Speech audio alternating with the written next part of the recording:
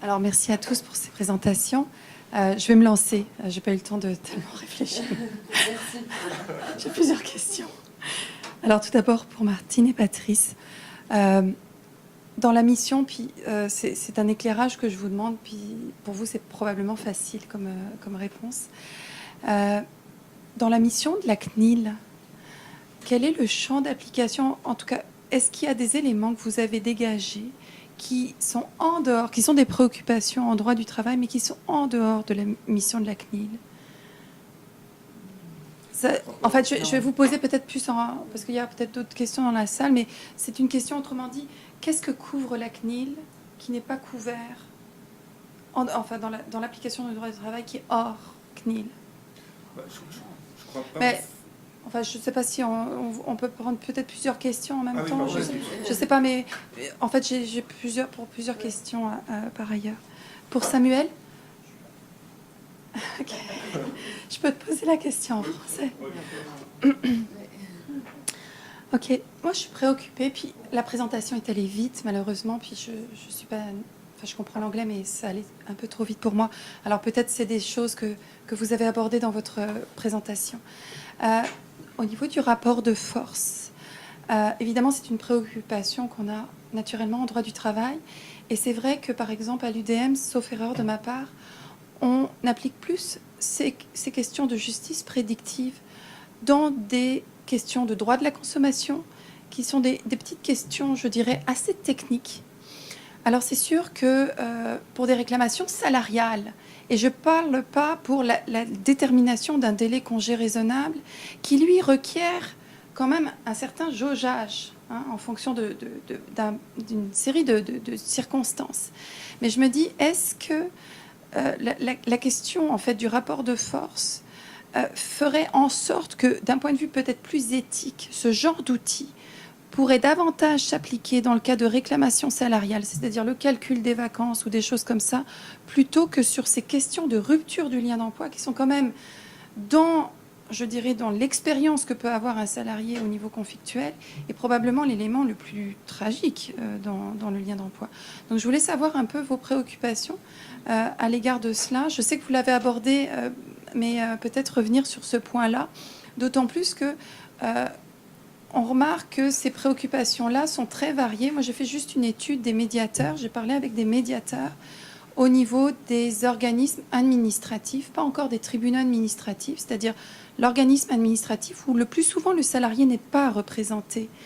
Et parfois, ce médiateur-là, qui normalement a une posture de neutralité, quand on discute avec eux, ils ont l'art et la manière de déjouer cette neutralité, notamment par des processus de prémédiation, où ils disent « moi je suis en prémédiation, par conséquent, mon devoir de neutralité, il ne s'applique pas encore au processus de médiation ».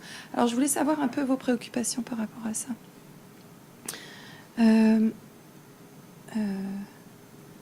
En fait, j'avais d'autres questions, mais je vais laisser la salle.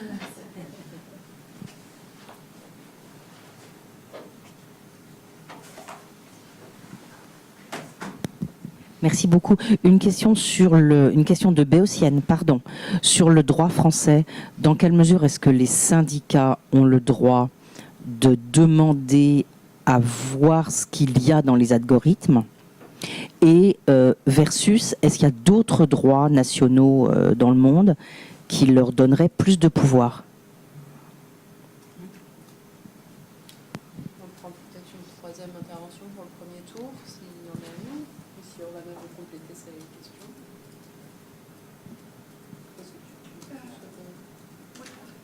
Comme ça, on fera un premier tour autour. Je vous fais interrogation. Peut-être une question pour Nadia en dernier lieu. J'avais assisté à un arbitrage de grief concernant tout ce qui est la distribution de colis. Et dans ce contexte-là, l'aspect disciplinaire, en fait, on allait chercher l'information parce que le poste de travail est filmé. Donc, on ne voit pas le salarié, mais en revanche, on voit le travailleur qui parle avec le client et ce qu'il fait sur son ordinateur. Donc je voulais savoir si cette problématique-là, vous la vivez également et si ça donne lieu à un nombre d'arbitrages de grief. Autrement dit, est-ce que l'employeur se sert, parce que normalement l'employeur dit, moi je m'en sers juste pour contrôler la qualité des appels. Mais moi je l'ai vu dans un contexte disciplinaire où c'est amené en preuve devant les tribunaux.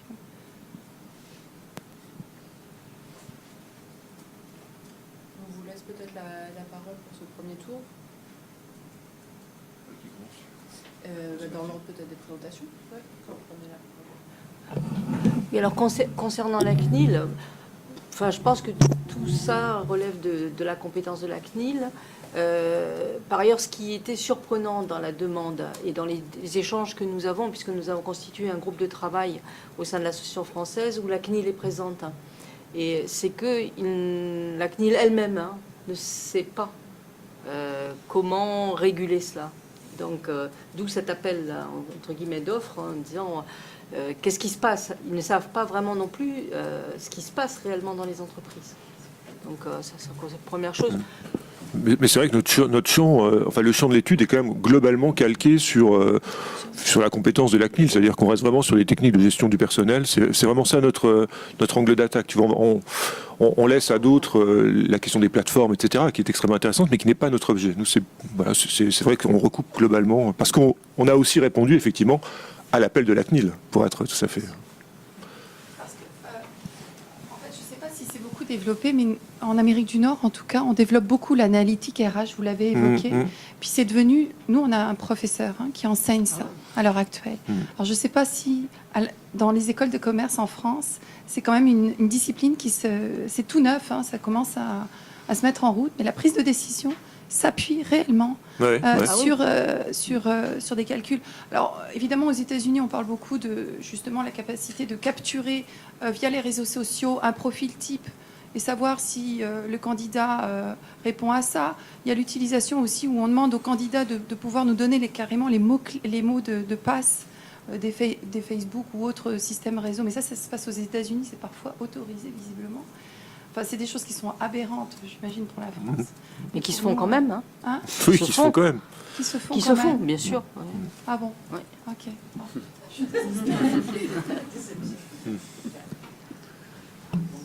Oui, la difficulté, comme je mentionnais dans l'exposé, c'est que les entreprises ne nous communiquent pas leurs pratiques. Et on a eu des contacts avec notamment la société Orange. Et bon, on a bien senti tout de suite, notamment il y avait une jeune doctorante qui essayait de s'exprimer, tout de suite quelqu'un intervenait pour dire non, mais c'est purement expérimental et on a demandé les autorisations.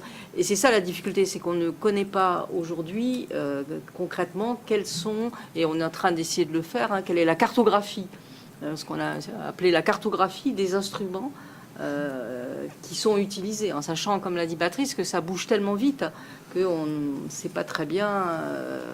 C'est compliqué quand même de recherche empirique. Alors concernant l'information et la consultation des représentants du personnel, c'est vrai que c'est le comité social et économique plus que les syndicats. Là, on retombe sur les instruments classiques, en sachant aussi que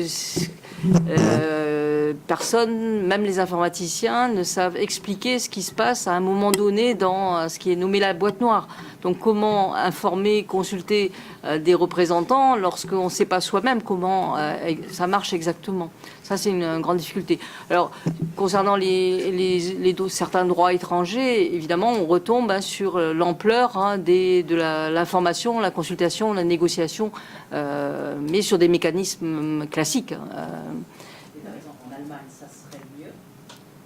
Pas beaucoup mieux, parce que on sait pas comment ça marche exactement. C'est ça qui est pour l'instant. Et alors, il est question dans un certain nombre de pays d'avoir un processus de labellisation des algorithmes. Donc certains proposent qu'on mette une agence, c'est vraiment une proposition, une agence nationale qui permettrait un label avec un certain contrôle. Alors quelle agence, publique, pas publique, contrôler comment enfin, on est vraiment au tout début, hein, à la fois de l'utilisation et du processus. Mais ça va s'amplifier. Et pour ce qu'on sait, beaucoup d'entreprises les utilisent hors cadre, hein, et ont un peu peur, hein, parce qu'elles expérimentent aussi. Alors, moi, je ne sais pas ce qu'on enseigne dans les écoles de commerce en France, hein, mais on a quand même beaucoup d'écrits venant des sciences de gestion. Hein. C'est les sciences de gestion qui ont investi ce champ. Et ce qu'on a constaté, et très peu d'écrits juridiques. Maintenant, à la fois les informaticiens, les gestionnaires se retournent vers nous, comme je disais, pour dire alors, est-ce que vous pouvez nous donner des instruments, est-ce que vous pouvez encadrer, parce que certaines entreprises savent bien qu'elles sont hors limite, mais ne sont pas pour autant à l'aise, en disant est-ce qu'on peut faire ça, qu'est-ce que vous en pensez, etc. Et la directive européenne sur la gestion des données, est-ce que... Le règlement ? Ouais. Oui, enfin, de mon point de vue, mais je ne sais pas aussi pour les autres juristes français, mais c'est un progrès. C'est un progrès indéniablement. Mais, à mon avis, ça ne va pas saisir toutes les dimensions de ce qui est en train de se passer. Merci. Patrice ? Non, j'ai rien à rajouter. Puis je pense qu'il y a d'autres personnes qui doivent parler. Peut-être, ouais, il y a peut-être... ouais, puis... ouais. Non. Bah, non. Alors non, merci de votre question. C'est vraiment des inquiétudes que je voulais évoquer à la fin de ma discussion, et c'est des choses qui nous préoccupent beaucoup. Donc déjà, la première chose que vous avez évoquée en droit de la consommation, c'est vrai que c'est des questions qui sont déjà des questions qui sont moins problématiques d'un point de vue personnel pour les utilisateurs, ou là, dans notre cas, les justiciables. Donc c'est d'ailleurs pourquoi, en fait, les plateformes de résolution de conflits ont été un gros succès en matière de consommation et beaucoup moins en matière de justice. Mais donc là, le vrai problème, et ça c'est le vrai problème qu'on a évoqué dans le premier problème en droit du travail, et surtout sur des questions qui sont des moments importants dans la vie d'un employé, et surtout en matière de médiation, c'est qu'il y a une vraie asymétrie. Le problème, en fait, c'est que cette machine, en fait, va apprendre de l'asymétrie existante. Elle va cristalliser le statu quo.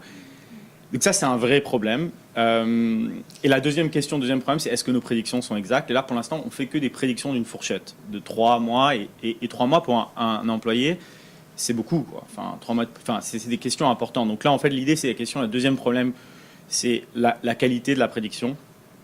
Et la dernière question aussi, c'est un gros débat entre le milieu technologique et le milieu juridique, en tous les cas au Canada, en Amérique du Nord. C'est est-ce que les utilisateurs, les justiciables sont rationnels? Est-ce que si je suis utilisateur, je prends une prédiction, si j'ai envie de dégommer mon employeur, même si j'ai 50% de chance de succès, j'y vais quand même. Donc ça, là, d'où l'atout de notre technologie, c'est que le mariage entre ODR, plateforme en ligne, et prédiction, nous permet en fait de savoir si les acteurs sont rationnels ou pas. Parce que et la question, en fait, déjà, même si les acteurs sont irrationnels, c'est une réponse recherche qui nous permettra après de dire, bon, il faut arrêter, en fait, de travailler sur ces prédictions, parce qu'à un moment ou à un autre, les utilisateurs, les justiciables n'en tiennent pas compte. Donc déjà, c'est une vraie... et là, en fait, grâce à une plateforme de résolution en ligne, on peut savoir au moment T+1, l'utilisateur 1 a reçu cette prédiction, et si 80% des utilisateurs qui ont reçu une prédiction de succès très très faible, mais continuent jusqu'à la phase contentieuse, ça veut dire qu'en fait, les prédictions, il faut arrêter là, puisque ça veut rien dire. Donc maintenant, après, on peut pas savoir, pour l'instant, on peut pas y répondre à cette question. Il faut collecter les données. Maintenant, après, j'aimerais juste finir sur les atouts de la technologie. Après aussi, donc là déjà, cette technologie déjà nous a permis en fait aussi de réaliser que cette asymétrie, elle existe déjà. Et ce qui se fait en ce moment, ce que vous évoquiez précédemment, c'est que les médiateurs dans ces domaines, il y a déjà une asymétrie. Donc pourquoi pas essayer autre chose pour voir si on peut corriger cette asymétrie.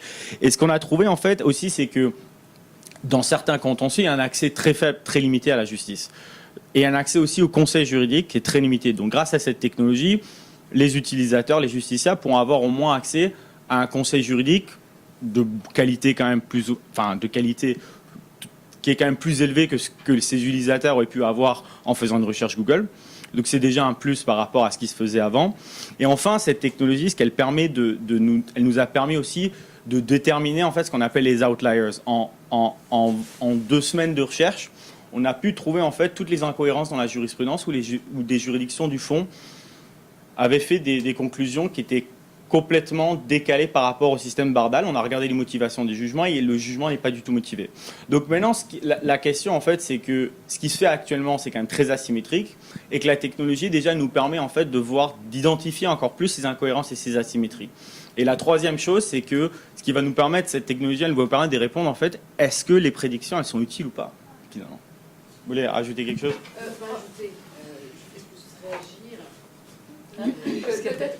Est-ce qu'on peut juste finir les réponses de la première série et après on repart parce qu'il y a pas mal de secondes questions. Oui, alors pour répondre, chez nous, les recours disciplinaires relatifs, disons, à la surveillance, ils sont arrivés avant les centres d'appel, c'est les GPS sur les voitures, qui a été la première fois où on a été confrontés et ça se compte par centaines des recours sur les cas des GPS, ce qui a fait en sorte qu'on a pu développer un cadre normatif parce que c'était, je vous dirais que même les gestionnaires avaient entre eux des interprétations fort différentes de la notion de consentement.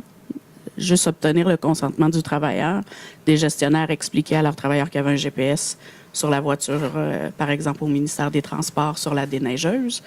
Mais il y avait des gestionnaires qui ne le disaient pas, par exemple, pour les patrouilleurs qui patrouillent les autoroutes. Donc, les patrouilleurs se retrouvaient en mesure disciplinaire parce que le patron était capable de calculer la vitesse à laquelle il avait roulé. Et lorsqu'il avait besoin d'un élément pour faire du disciplinaire qui n'était pas l'excès de vitesse, il se servait du GPS pour venir donner des faits, des fois dans des relations avec un employé moins apprécié, je vais dire ça comme ça. Ensuite, dans les centres d'appel, on n'a pas des cas de discipline. Ce qu'on a, c'est des évaluations de rendement négatives.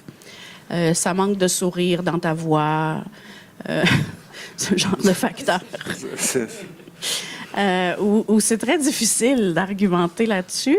Et le gestionnaire ou le moniteur d'écoute qui fait ce commentaire-là va généralement te faire écouter un appel pour prouver son point.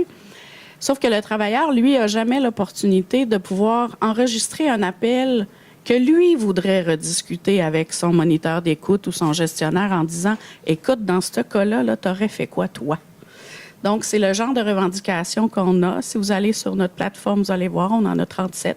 C'est une des 37, de pouvoir enregistrer à titre de préposer un appel et d'exiger de pouvoir en parler dans la journée ou le lendemain et non pas à l'évaluation annuelle, ce qui est actuellement le cas. Tu as le droit de dire « Je voudrais qu'on reparle de l'appel du 17 novembre à telle heure », mais tu en parles 1 an plus tard. Et l'autre chose... je fais aussi un projet de recherche en ce moment sur l'IA. Donc, pour la boîte noire, la fameuse boîte noire, une des choses qu'on travaille avec les gens de la Déclaration de Montréal pour l'intelligence artificielle responsable, ou en tout cas, c'est peut-être pas dans cet ordre-là, je pense les mots, c'est cette idée de commencer dès maintenant à poser des jalons à l'effet que pour la gestion des ressources humaines, qu'il ne puisse être instauré que des systèmes qui se justifient leurs décisions. Donc, c'est une avenue qu'on commence à explorer. Ici, à Montréal, je vous dirais que Simon Lacoste-Julien est un chercheur qui travaille beaucoup cette question-là, de dire si on veut que les solutions soient, dans les domaines prédictifs, soient acceptables et acceptées, il faut que la machine explique pourquoi elle en est venue à cette conclusion. Autrement, c'est probablement voué à l'échec. Donc, nous, d'un point de vue syndical, pour tout ce qui est les plateformes d'intelligence artificielle qui pourraient être tentées d'être mises en place dans les prochains mois, on pense qu'il y en a dans certains ministères qui commencent à réfléchir à ça, notamment les ministères qui ont des problèmes d'attraction en ce moment. On a des ministères où il y a des concours maintenant qui sont ouverts en permanence. Des ouvriers au MTQ, des préposés au centre d'appel à Revenu Québec. Donc, ils instaurent des systèmes de repérage de candidature, une espèce de chasse de tête virtuelle, là. Donc, ce qu'on leur demande, c'est ce qu'on pense qu'on va leur demander parce qu'on ne l'a pas fait encore. ils refusent de parler avec nous. Mais c'est d'avoir des systèmes qui expliquent leurs décisions. Donc, mais on balbutie, là. On est au tout début. Merci pour vos réponses. On va prendre un deuxième tour de questions qui, je pense, sera le dernier, si on veut laisser quelques minutes après à chacun de répondre. Donc n'hésitez pas, ne partez pas avec des regrets de cette session, c'est le moment. Thank you. I apologize to have to ask my question in English. Broadly speaking, and I've done some writing on this, institutions have to do two things. They have to create value and mitigate harm.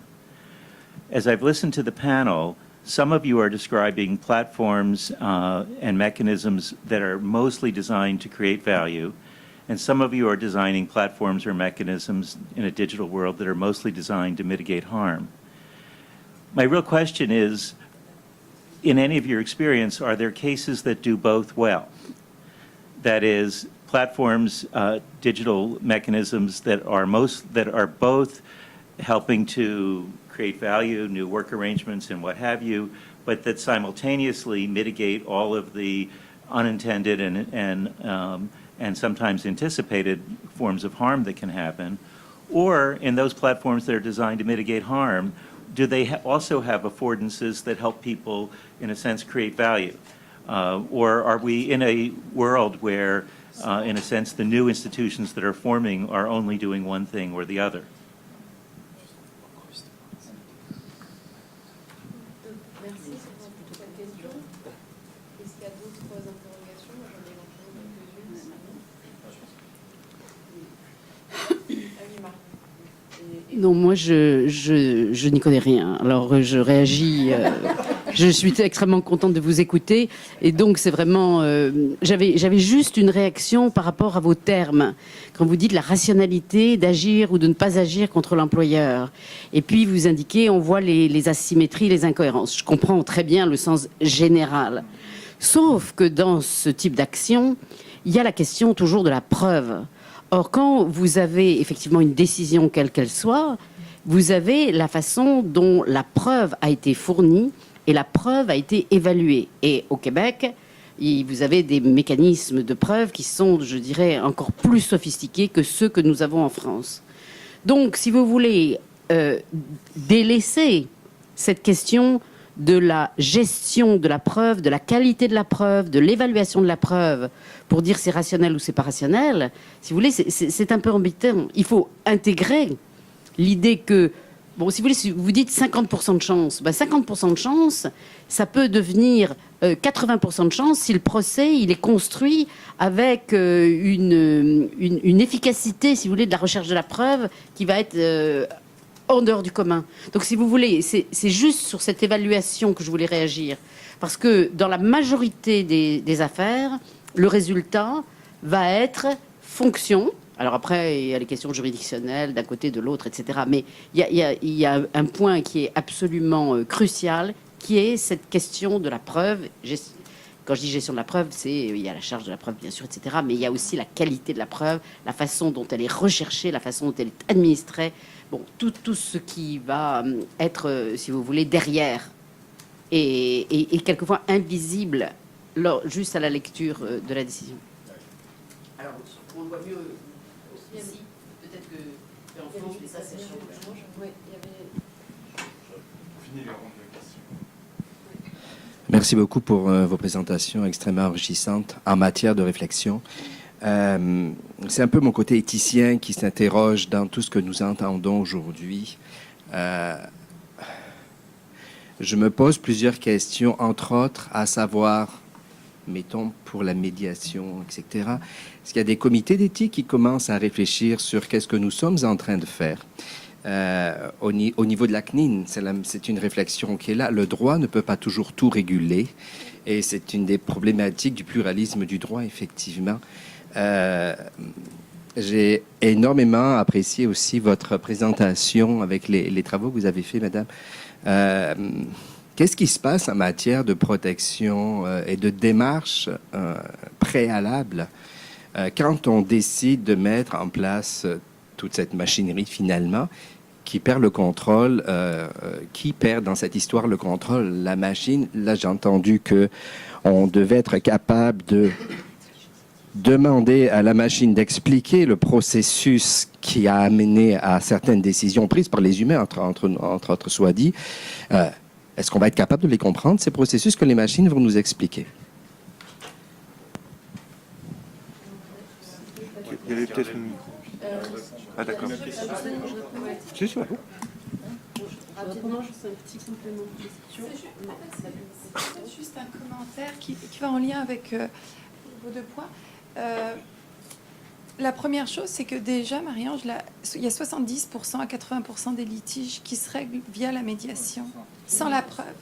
Alors déjà, on est déjà rendu là, dans ce processus-là, puis c'est peut-être un peu spécifique au Québec en particulier, puis au Canada, mais déjà, on est un pays dans lequel il y a énormément, et de plus en plus, il y a une accélération. Dans le nouveau code de procédure civile, ça fait partie désormais du préambule, donc c'est un point important. Mais par contre, je me demande, et puis c'est probablement en lien avec l'éthique, parce qu'il y a eu des travaux qui ont été faits sur la subjectivité des juges. Hein? Alors je me demande s'il n'y a pas une réflexion préalable à poser avant de créer un outil sur toutes ces questions-là. Merci pour toutes les questions. Du coup, je précise juste qu'il nous reste 8 minutes, donc vous allez devoir répondre rapidement. Et j'aurais juste moi aussi eu la curiosité sur est-ce que le juge, est-ce que c'est une variable qui joue? Et puis Guillaume, si tu pouvais juste un tout petit peu préciser leurs références. T'es passé assez rapidement sur... je sais de tes travaux que quand même le milieu militant et académique sont assez proches dans ce coopérativisme de plateforme. Et quel est leur corpus de références? Et est-ce que du coup c'est là aussi qu'on voit de la diversité dans le mouvement? Et est-ce qu'il y a vraiment des références qui sont de type subversive au capitalisme, ou est-ce que c'est quand même pas tout à fait... Enfin voilà, qu'est-ce qu'il y a derrière cette référence au commun qui est quand même aussi assez éclatée? Voilà, si tu peux juste préciser ça. Et donc je suis désolée parce qu'en plus je rajoute une question et je vous ai pris 1 minute. Vous avez chacun 1 à 2 minutes si vous pouvez cibler vos réponses vraiment de manière extrêmement efficace. Merci. Alors moi, je vais être efficace. On va faire une réponse pour 2. Ah bon. Alors, concernant les préoccupations éthiques, effectivement, l'appel de la CNIL, c'était éthique et intelligence artificielle. Et bon, le comité national d'éthique auquel j'appartiens aussi et qui travaille avec la CNIL s'interroge beaucoup sur l'utilisation de l'intelligence artificielle, notamment en matière de santé, parce qu'il y a des enjeux majeurs. Voilà. Mais on peut en discuter autour d'un café. Ok. Vous avez une traduction ou ouais. Ok. Du coup, sur le lien entre la création de valeur et la réduction des conséquences négatives que peuvent avoir les plateformes. Alors sur le mouvement que je suis, en fait, faut distinguer, je pense, l'ambition de la réalité, parce que comme je disais, c'est des projets assez précaires, donc ils n'ont pas encore trop les moyens de mettre en œuvre les ambitions. Après, sur les ambitions, l'idée c'est que la valeur, justement, puisqu'elle est gardée au sein de la communauté d'utilisateurs et idéalement reversée équitablement en fonction des contributions des utilisateurs, il y a cette vocation à la fois à créer de la valeur et à en jouir collectivement.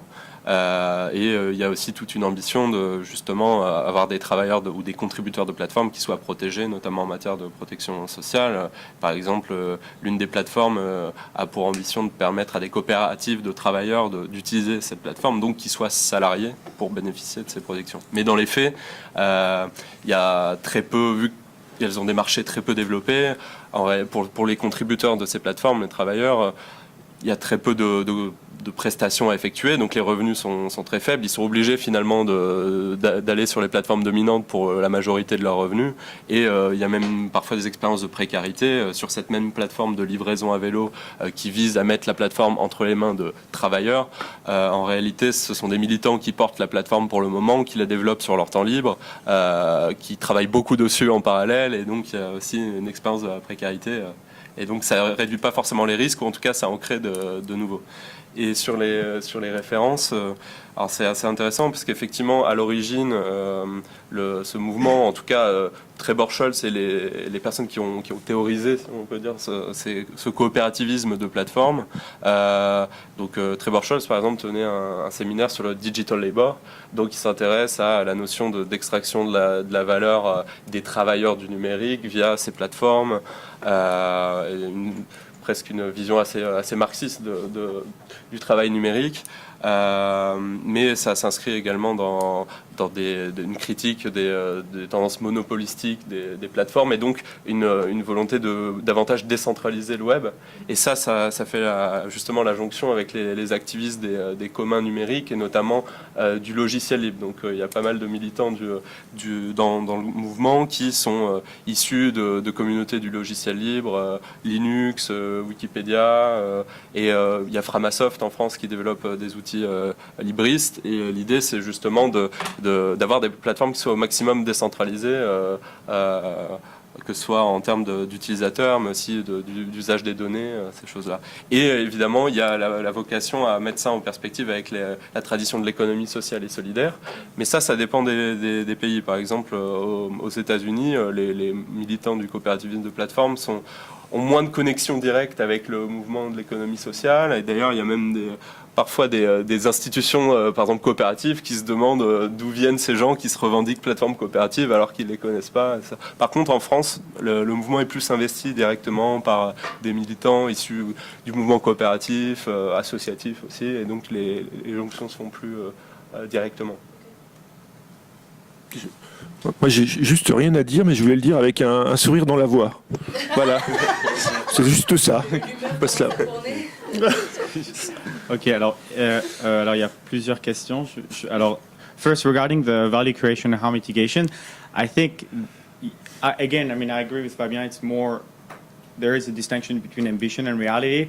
But I think what in the legal field and dispute resolution field, what people are trying to do is on the one hand mitigating harm by addressing dispute in a more efficient way. On the other hand, and I think, I mean, at least to a certain extent, what we're trying to do is helping through machine learning to provide legal advice for parties who don't have access to justice in a sense. So the value creation is where, I mean, we're creating and we're offering, providing legal advice for people who cannot afford it. So I don't know if that answers your question.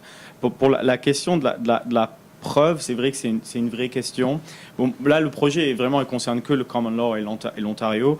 Donc, mais ce que disait, oui aussi, mais là, non, mais d'accord, oui, non, bien sûr, mais là, pour revenir, c'est vrai que 80%, 90% de ce genre de disputes sont réglés par une transaction. C'est par la notion de rationalité, juste. Oui. Est-ce que c'est rationnel ou irrationnel? À partir du moment où on va faire un choix à un moment donné, il ne sera pas forcément irrationnel parce qu'il y aura d'autres choses qui vont se rajouter et qui vont être nouveaux. Et ce qui peut être nouveau, c'est justement, si on va devant le juge, la façon dont on va. Oui, c'est sur la notion de rationalité. Oui, non, je comprends, mais là, on sait. Pas du tout sur la voie qui va être prise à un moment donné.